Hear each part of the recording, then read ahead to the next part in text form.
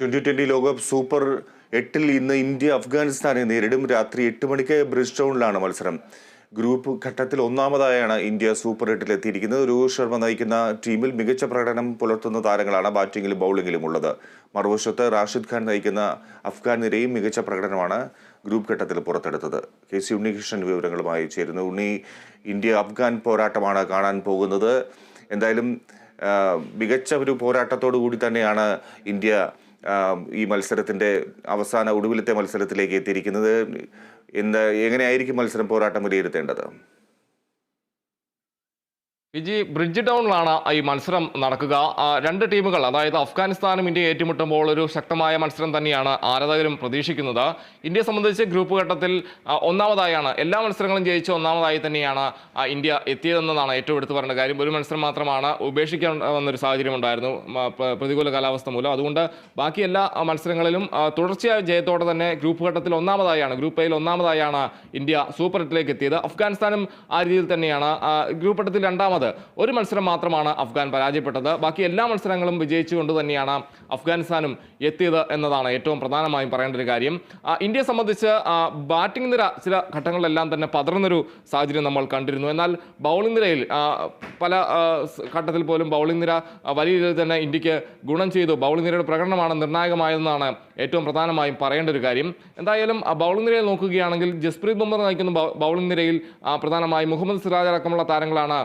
അതോടൊപ്പം തന്നെ സ്പിൻ നിരയിൽ പ്രധാനപ്പെട്ട താരങ്ങളും ഇന്ത്യക്ക് വലിയ ശക്തി പകരുന്ന ഒരു സാഹചര്യമുണ്ട്. യുസ്വേന്ദ്ര ചഹൽ അടക്കമുള്ള താരങ്ങൾ വലിയ രീതിയിൽ തന്നെ ഇന്ത്യക്ക് ഗുണം ചെയ്യുന്നു. പ്രധാനമായും അവിടുത്തെ നേരത്തെ അമേരിക്കയിലെ പിച്ച് എന്ന് പറയുന്നത് സ്പിന്നിനെ തുണയ്ക്കുന്ന പിച്ച്, അല്ലെങ്കിൽ ബൗളിംഗ് നിരയെ തുണയ്ക്കുന്ന ഒരു പിച്ച് തന്നെയായിരുന്നു അമേരിക്കയിൽ ഉണ്ടായിരുന്നത്. അപ്പോൾ പിച്ചിൻ്റെ നമുക്ക് അറിയാം, വലിയൊരു സ്കോറിലേക്കൊന്നും അന്ന് ഒരു ടീമിനും എത്താൻ കഴിഞ്ഞില്ല. അപ്പോൾ അവിടെ എല്ലാം തന്നെ ബൗളിംഗ് നിരയ്ക്ക് അനുകൂലമായൊരു സാഹചര്യം ഉണ്ടായിരുന്നു. പക്ഷേ ബ്രിഡ്ജ് ടൗണിൽ ഏത് രീതിയിലാണെന്നുള്ളതാണ് ഏറ്റവും എടുത്തു പറയേണ്ട കാര്യം. ബ്രിഡ്ജ് ടൗണിലേക്ക് വരുമ്പോൾ അവിടുത്തെ പിച്ചിൻ്റെ സ്വഭാവം വലിയ രീതിയിൽ തന്നെ കളിയിൽ നിർണായകമാകുമെന്നാണ് മനസ്സിലാക്കുന്നത്. എന്തായാലും ഇന്ത്യയുടെ സ്ക്വാഡ് നമ്മൾ പരിശോധിക്കുമ്പോൾ ബാറ്റിംഗ് നിരയിൽ നായകൻ രോഹിത് ശർമ്മ തന്നെയാണ് ഏറ്റവും പ്രധാനമായുള്ളത്. കൂടാതെ വിരാട് കോഹ്ലിയും ഇന്ത്യയെ സംബന്ധിച്ച് വലിയ ഒരു പ്രതീക്ഷ നൽകുന്നു. കൂടാതെ ശുഭ്മാൻ ഗിൽ അടക്കമുള്ള താരങ്ങൾ, സൂര്യകുമാർ യാദവ് അടക്കമുള്ള താരങ്ങളെല്ലാം തന്നെ സ്ക്വാഡിലുണ്ട്. അതോടൊപ്പം തന്നെ ഏറ്റവും പ്രധാനമായി നമ്മൾ മലയാളികളെ സംബന്ധിച്ച് സഞ്ജു സാംസൺ ടീമിൽ ഇടം നേടാൻ കഴിയുമോ എന്നത് തന്നെയാണ് എല്ലാവരും ഉറ്റുനോക്കുന്ന ഒരു കാര്യം.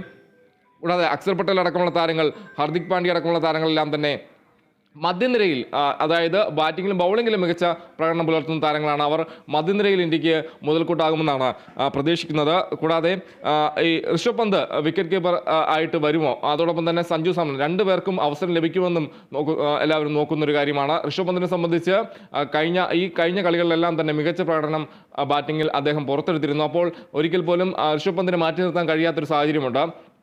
അതേസമയം തന്നെ യശസ്വി ജയ്സ്വാളിന് ടീമിലേക്ക് വരുമോ എന്ന കാര്യം കൂടി എല്ലാവരും നോക്കുന്നു. എന്തായാലും ഈ രീതിയിൽ തന്നെയാണ് ഇന്ത്യയുടെ ബാറ്റിംഗ് നിര എന്ന് പറയുന്നത്. ബൗളിലേക്ക് വന്നു കഴിഞ്ഞാൽ അർഷദീപ് സിംഗ് പേസ് നിരയിൽ ഉണ്ട്. കൂടാതെ ജസ്പ്രീത് ബുംറ തന്നെയാണ് പേസ് നിരയെ നയിക്കുന്നത്. കൂടാതെ അർഷദീപ് സിംഗ്, അതോടൊപ്പം തന്നെ മുഹമ്മദ് സിറാജ് അടക്കമുള്ള താരങ്ങൾ പേസ് നിരയിൽ ശക്തമായി തന്നെ ഇന്ത്യക്ക് മുതൽക്കൂട്ടാവും. കൂടാതെ കുൽദീപ്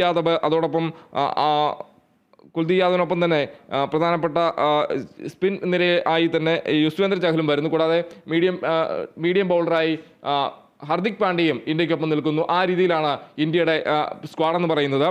ഇനി നമ്മൾ പ്രധാനമായും അഫ്ഗാൻ നിര നോക്കുകയാണെങ്കിൽ അവിടെ ബാറ്റിങ്ങിലും ബൗളിങ്ങിലും മികച്ച പ്രകടനം പുലർത്തുന്ന താരങ്ങൾ തന്നെയാണ് അഫ്ഗാൻ നിരയിലുള്ളതെന്നാണ് ഏറ്റവും എടുത്തു പറയേണ്ട കാര്യം. അവിടെ ഹസ്മത്തുള്ള ഒമർസായി, ഹർത്തുള്ള സസായി അടക്കമുള്ള താരങ്ങളാണ്, ഇബ്രാഹിം സുൽത്താൻ അടക്കമുള്ള താരങ്ങൾ ബാറ്റിങ്ങിൽ അഫ്ഗാൻ നിരയിൽ വലിയ തന്നെ പ്രയോജനം ചെയ്യുമെന്നാണ് ടീമിൻ്റെ പ്രതീക്ഷ. കൂടാതെ അസ്മത്തുള്ള ഒമർസായി, കൂടാതെ കാരിം ജനത അടക്കമുള്ള താരങ്ങൾ, മുഹമ്മദ് നബി അടക്കമുള്ള താരങ്ങൾ ബാറ്റിങ്ങിലും ബൗളിങ്ങിലും, അതായത് ഓൾറൗണ്ടർ നിരയിൽ അഫ്ഗാന് വലിയ രീതിയിൽ തന്നെ പ്രയോജനം ചെയ്യും. കൂടാതെ നായകൻ റാഷിദ് ഖാൻ വലിയ രീതിയിൽ തന്നെ ഏറ്റവും മികച്ച സ്പിൻ ബൗളറാണ്. അദ്ദേഹം വലിയ രീതിയിൽ തന്നെ സ്പിന്നിൽ വലിയ രീതിയിൽ തന്നെ മികച്ച പ്രകടനം പുറത്തെടുക്കുമെന്നാണ് ടീം പ്രതീക്ഷിക്കുന്നത്. കൂടാതെ ബാറ്റിങ്ങിലും അദ്ദേഹം നല്ല ഒരു പ്രകടനം പുറത്തെടുക്കാൻ കരുത്തുള്ള ഒരു താരം തന്നെയാണ്. അപ്പോൾ ആ രീതിയിലാണ് അഫ്ഗാന്റെ നിരയെന്ന് പറയുന്നത്. എന്തായാലും ഇരു ടീമുകൾ ഏറ്റുമുട്ടുമ്പോൾ വലിയൊരു ആവേശകരമായൊരു മത്സരം തന്നെയാണ് ആരാധകരും പ്രതീക്ഷിക്കുന്നത്. എന്തായാലും ഇന്ന് രാത്രി 8 മണിക്കാണ് ഇന്ത്യയുടെ ആദ്യ സൂപ്പർ 8 മത്സരത്തിലേക്ക് ഇന്ത്യ വരികയാണ്. എന്തായാലും ആവേശകരമായ മത്സരം തന്നെയാണ് ഇന്ത്യ അഫ്ഗാനിസ്ഥാനും തമ്മിൽ ഏറ്റുമുട്ടുമ്പോൾ ആരാധകരും പ്രതീക്ഷിക്കുന്നത്. ഫിജി. ശരി, ഇന്ത്യ അഫ്ഗാൻ പോരാട്ടം ഇന്ന്.